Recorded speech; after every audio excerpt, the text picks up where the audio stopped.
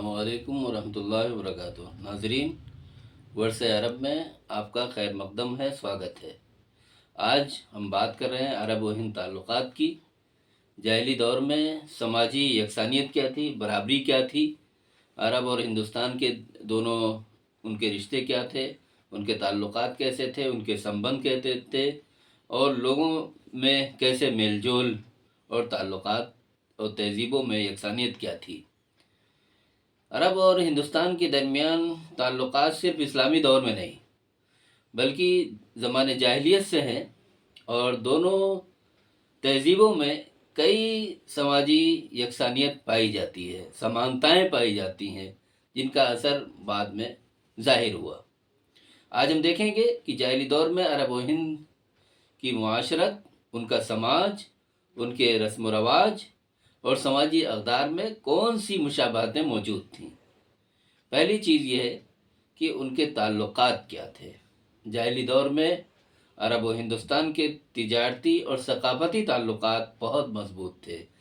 ये रिश्ते बड़े उस्तवार थे।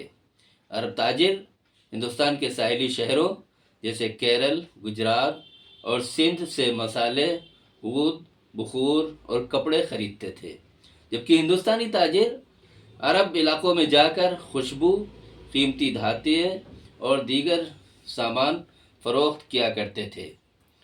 इस तरह अरब और हिंदुस्तानी ताजिरों का जो मेल जोल है और बाज़ारों में जो ख़रीद फ़रोख्त के मनाजिर हैं, उसको देखने से ये पता चलता है कि उनके सकाफ़ती और समाजी तौर पर उनके किस तरह के संबंध थे, कैसे रिश्ते थे। अरब और हिंदुस्तान में दोनों जगह अगर कंपैरिजन किया जाए, उनका जायज़ा लिया जाए, तो एक चीज़ ये दोनों में बराबर यकसा नज़र आती है कि दोनों में कबायली निज़ाम गालिब था। हर कबीला अपनी एक अलग शनाख्त रखता था। अक्सर कबाइल के दरमियान जंगें, मुआहदे और रकाबतें होती थीं।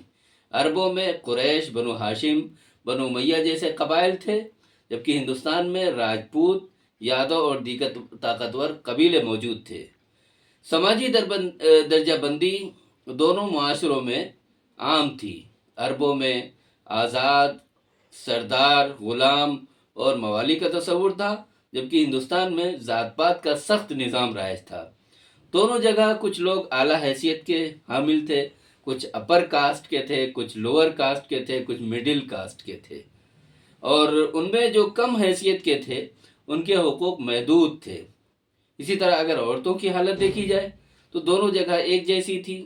बेटियों को नापसंद किया जाता था और बाद औक़ात उनको ज़िंदा दफन कर दिया जाता था।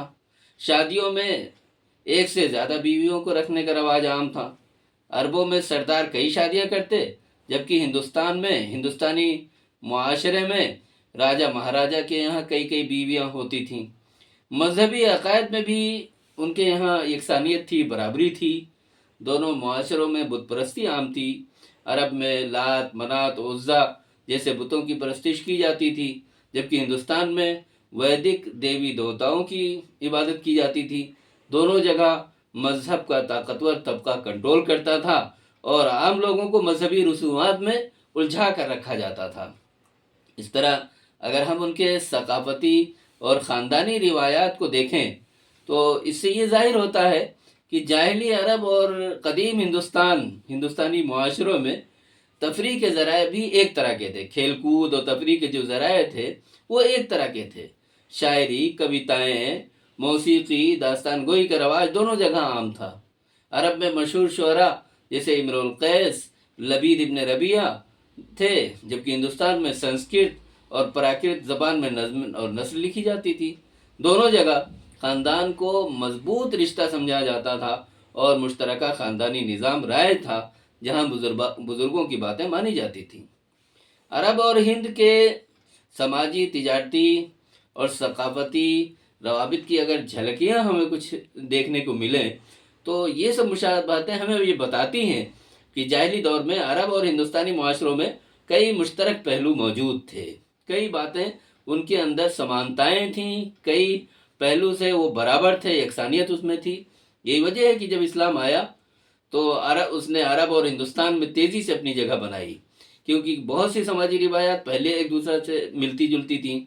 जदीद हिंदुस्तानी और अरब मुआशरे में اسلامی اثرات کی جھلک، روایتی اور جدید ثقافت، یہ بھی اس کا بھی پورے طور پر ایک امتزاج اور دونوں کا ایک گہرا اثر ملتا ہے۔ تو اس طرح اگر دیکھا جائے تو یہ تاریخ تعلقات جو ہے آج بھی، آج کے زمانے میں بھی موجود ہیں دونوں کے درمیان، ہندوستان میں بھی اور عرب ممالک میں بھی ایک اپنی خاص پہچان رکھتے ہیں۔ ظاہر ہے کہ اگر آپ ہمارے اس ان باتوں سے اگر متفق ہیں تو اپنی رائے اور کمنٹ ضرور دیں، اور اگر آپ کو یہ ویڈیو پسند آئی تو ہمارے چینل ورثہ عرب کو سبسکرائب کریں اور مزید تاریخی ویڈیوز کے لیے بیل آئیکن دبائیں۔ والسلام علیکم ورحمۃ اللہ وبرکاتہ۔